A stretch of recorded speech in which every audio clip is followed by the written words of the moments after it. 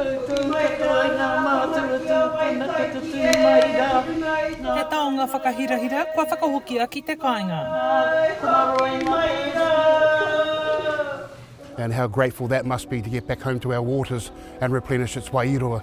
I ngā tau e whisu kua hori, i kitea e te mana ārai o Aotearoa e tahi pounamu, he ono te kau kiro karamu, te rahi e puta ana i Aotearoa. E ai ki te kai whakahaere o te runanga o Ngāti Waewae, a Francois Tumahai, he mea māngari tēnei. It's not quite excitement because we shouldn't be having this. We shouldn't actually, technically we shouldn't be doing this. However, it is lovely to see it being caught at the borders and coming back home.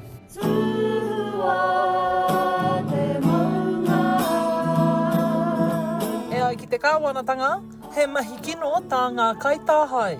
Ensuring pounamu remains in the hands of their rightful kaitiaki. There was a couple of different types of interception. One was actually trying to get them through the airport, and so, because of the size and weight, and it was picked up, so they recognised there was something there. The other couple of interceptions were through people trying to mail it out. Our taonga has been returned. Very blessed that we have people looking after our taonga, making sure that it doesn't get out.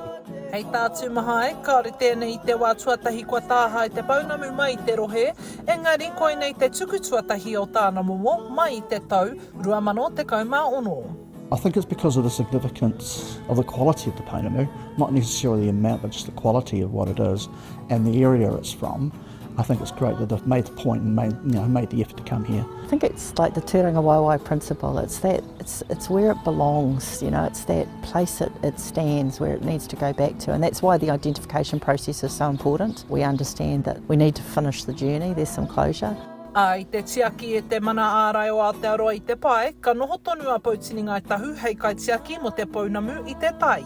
We're at the whim of police, local government and the reputation, the work we do with them together to make sure that we can get out and about with them. But having no compliance powers really limits what we can do. And I know if we did have them, we wouldn't be having this today.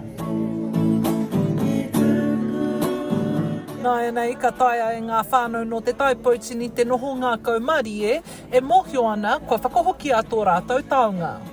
Ora Kairangi Nicholas, Tahu News.